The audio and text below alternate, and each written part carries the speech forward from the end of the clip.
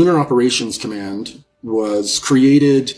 The initial swastika-shaped kind of building on top of the moon, in late 40s, little, but in the early 50s, they built that out, and it was real modular, and it's not as sexy looking as you might imagine. Below that, when they built this base, the Nazis, underneath, inside all of these lava tubes, they found, and the lava tubes there are much bigger than the ones here on Earth because of the pressures and all of that. And inside these lava tubes that run often parallel underneath the crust of the moon, they found lots of areas that they could pressurize and build out even further, and which they started doing. Now, they were allowed to be here by pretty much the Orion Group. It had pretty much subleased this area to them. And the Orion Group knew eventually they would explore and build out, but they did a little quicker than the Orion Group, I guess, thought they would.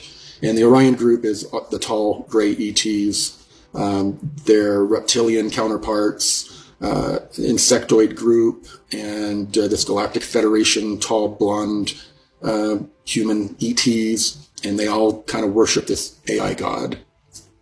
So this Orion Group allowed the Nazis there, as they did them in Antarctica, and as the Nazis explored, they found these weird hatches, and ancient hatches that went in deeper into the moon, and they opened them and started to explore them, and they found ancient ruins of an ancient technology.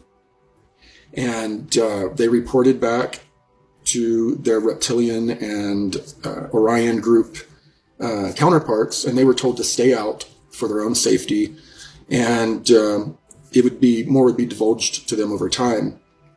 But the Nazis went ahead and explored anyway, and they brought back a lot of information, and they started figuring, some things out, and they figured out that the moon was basically a planetary type body that had been hollowed out. And we know now that it's almost like a Merkaba on the inside. There's these big spherical areas connected by long, narrow passageways that actually allow energy to pass through.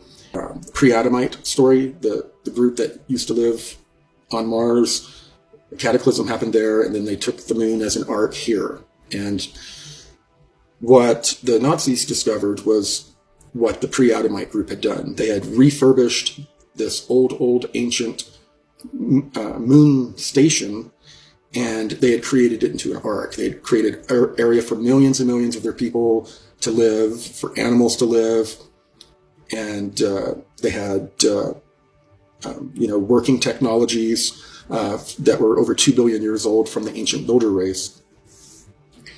And they were able to maneuver the moon here and put it into tidal lock.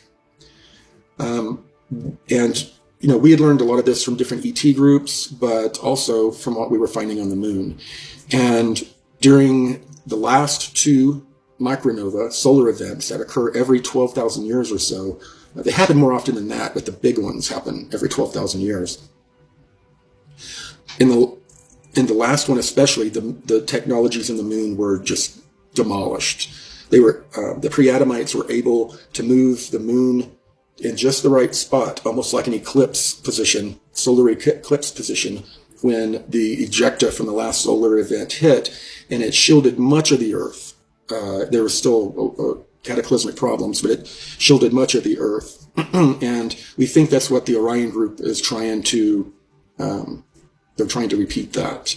But in the last attempt, when that occurred, it did protect the Earth quite a bit, but that completely destroyed all of the ancient technologies in the moon. And the only thing that was working was the tidal lock gravitational field that the pre-Adamites had created that locked the moon into like a tidal lock, or not a tidal lock, can't remember what it's called, a locked orbit that it is. The Orion Group had given the Nazis and later the interplanetary corporate conglomerate who now controls human infrastructure in space, plans on how to rebuild a certain aspect of technology that was under human control, in concert with what ETs were doing all over the planet. Many different ET groups were in there, inside, working, repairing, and tinkering with this ancient infrastructure. And at the appointed time, they were all going to come together and something big was going to happen.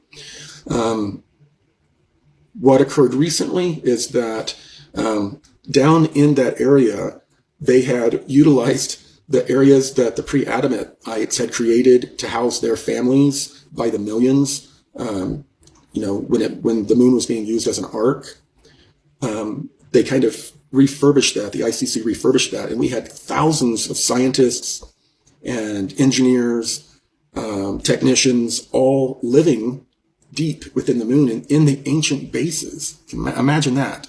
A couple of billion-year-old civilization built where you're living. So they had been living there for long periods of time and building out and following the instructions of the Orion Group to rebuild a certain aspect of the ancient technology. I was told that recently, August 25th, I believe, our technicians had reached the 90% mark on the repairs inside the moon. So they let the Orion Group know. They're expecting a lot of, happy, excited response from their ET counterparts. They were starting to, have little parties. There was a real festive mood among all of the scientists and technicians. When suddenly, these tall, blonde, Nordic Galactic Federation types just started appearing in different strategic areas of this base. And they morphed. It was really weird. Their eyes went totally black, but it was like you could see ripples in their eyes. And then their faces like crinkled up in a real sinister way that didn't look with what would be normal for their physiology. It was just really contorted and bizarre. And they had these, what looked like flashlights. And tall grays were there, and small grays were there as well, except they had long wand-looking things that they were using in this attack. But this Galactic Federation group had this flashlight-looking thing, and they activated it, and then pulsing flashing happened. You couldn't really see anything. And this is through, I was shown surveillance video. And when all of the pulses stopped, you see, humans on the ground. Some of the ones that had seen what was happening and were trying to run away ended up just getting caught in whatever weapon this was. And, and I'm told that it just shuts off people's neurology and just basically switches you off. So there were now literally hundreds, if not thousands, of dead humans in lab coats and uniform and technician outer coverings, just dead, of these instruments or these boxes that were portaling in. They unfolded, and it's a piece of technology. And they were setting these up, and they were, I'm told they were technologies for producing very quickly brain chips and that sort of stuff, transhumanist stuff. And no one knows what's going on the LOC or any of the other moon facilities since then. Total dark out.